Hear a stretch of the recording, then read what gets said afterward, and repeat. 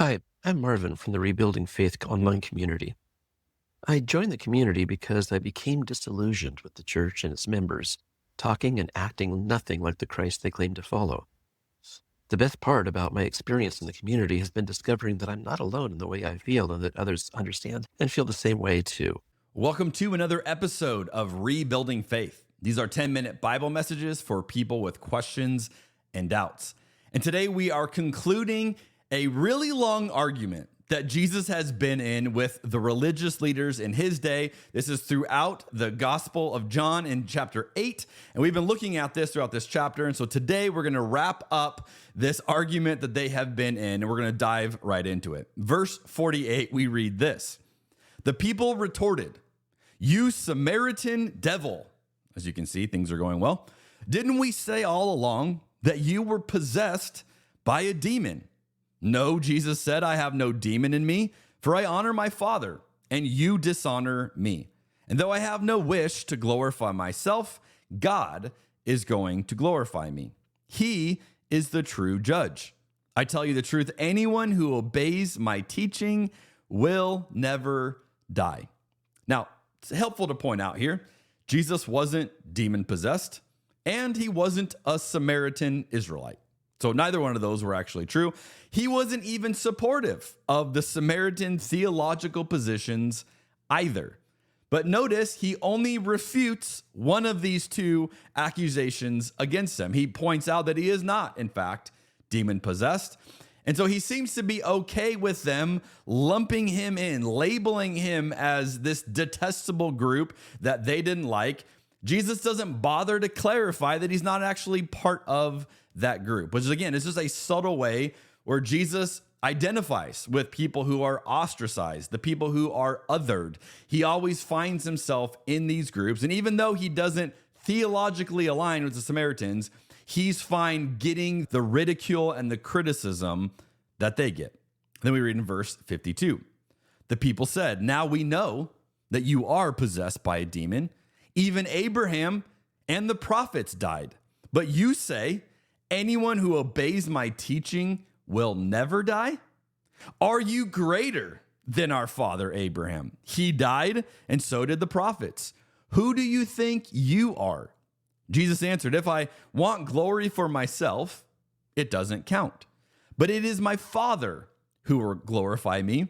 You say he is our God, but you don't even know him. I know him. If I said otherwise, I would be as great a liar as you. But I do know him and obey him. Your father Abraham rejoiced as he looked forward to my coming. He saw it and was glad." Jesus is just giving it right back to them. Jesus is going to reference here one of the most famous Israelites of the past, and then he claims that he knew him. Like, "Oh yeah, I know Abraham." And you can just imagine them going, "What? Like, how on earth?" It's like saying, "Hey, did you know that I'm friends with Abraham Lincoln?" Like, "Yeah, I knew him."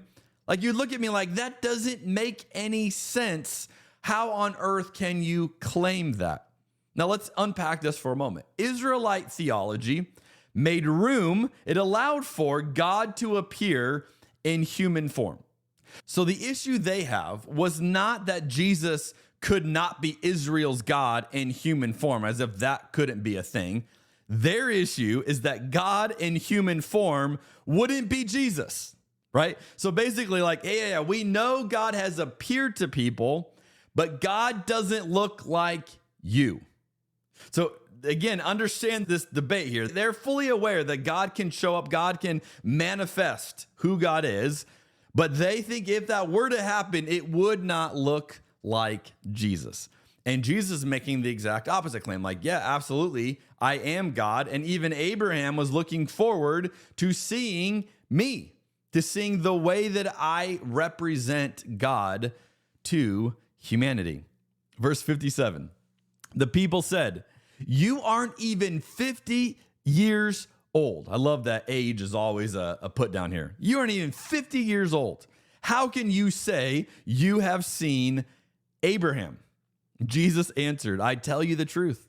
Before Abraham was even born, I am. At that point, they picked up stones to throw at him, right? He's pushed them too far. That's the final thing. No, you can't say that. But Jesus was hidden from them and left the temple.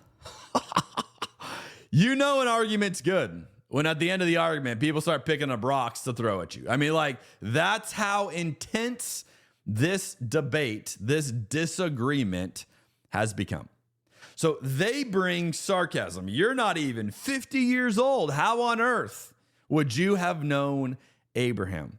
And rather than swatting that or dealing with that, Jesus just takes it up a notch. Not only does he know Abraham, but he preceded Abraham, which if you were having a hard time thinking you're not old enough to know Abraham, you can really imagine how this one would have just pushed them over the edge. Like, how would you have preceded Abraham? That makes no sense unless Jesus actually is God. Now, this actually takes us back to the very beginning of this book of John, the verse that we started with, all of this. John chapter 1, verse 1. In the beginning, the Word already existed. The Word was with God, and the Word was God. Now, this is your friendly reminder that John chapter 1, verse 1 is not talking about the Bible. The Word of God is not the Bible. The Word of God is Jesus. And Jesus is giving a callback to this. I have always been. I preceded Abraham. So if we're reading that verse, we're going, no, that's the Bible. There was no the Bible at the beginning, right? In Genesis, there was no the Bible. It didn't exist. It makes no sense to make that claim. But Jesus did. And so Jesus is saying, hey, I know you think Abraham's so far above me. Not only do I know him, I preceded him. And he has been waiting to see me. I mean, you can just imagine how this would have been so hard for them to process. But it turns out that for a lot of people then and now, Jesus is not the kind of God we're interested in, right? If we want God to take on human form, many of us, if we're honest, we don't want it to look like Jesus. We would want some other kind of God, a much more powerful, much stronger God to follow than the version that we get with Jesus. And yet, when we look at Jesus, we see something profound and remarkable. I love the way that the author John Fugelsang has recently written this in his book. He said, Jesus was a peaceful, radically nonviolent revolutionary who wasn't American and never spoke English, who hung around lepers, hookers, and crooks, never sought tax cuts for rich Nazarenes, was anti-wealth and anti-death penalty, anti-public prayer too, Matthew 6:5, never asked lepers for a copay, never called poor people lazy, never even slightly anti-gay, never mentioned abortion, supported paying taxes, and was a long-haired, community organizing, authority questioning, anti-slut shaming, brown-skinned, Palestinian, unarmed, homeless Jew. But only if you believe what's actually in the Bible.